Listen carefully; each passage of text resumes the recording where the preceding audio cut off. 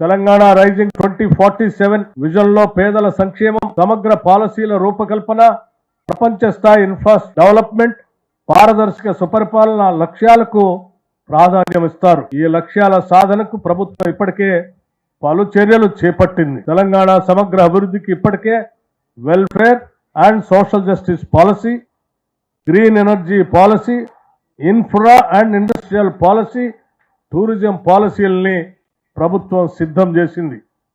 ఈ vision document భవిష్యత్ తెలంగాణకు ఒక భగవద్గీత. ఇది తెలంగాణ రూపురేఖల్నే మార్చేస్తుంది. తెలంగాణ పబ్లిక్ సర్వీస్ కమిషన్ ప్రక్షాళన చేసి గ్రూప్ పరీక్షలు విజయవంతంగా నిర్వహించాం.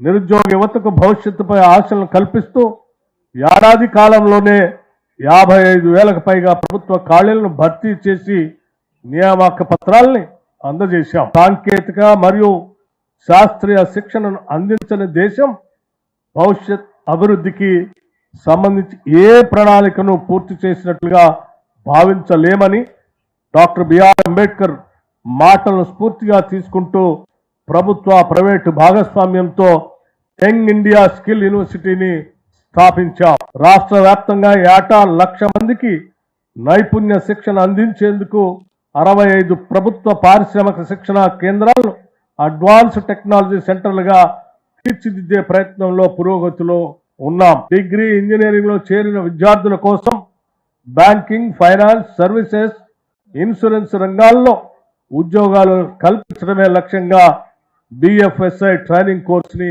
ప్రారంభించాం. విద్యార్థులకు నాణ్యమైన విద్య అందించడం, రాష్ట్రంలో ఉన్న ప్రతిభావంతులను గుర్తించి వారిని మరింత మెరుగైన స్థాయికి తీసుకురావటం, విద్యలో కొత్త బెంచ్ మార్కులు నెలకొల్పటం, దేశం గర్వించేలా మానవ వనరులను సృష్టించడం కోసం ప్రభుత్వం రాష్ట్రంలో యంగ్ ఇండియా ఇంటిగ్రేటెడ్ రెసిడెన్షియల్ స్కూళ్ల ఏర్పాటుకు చర్యలు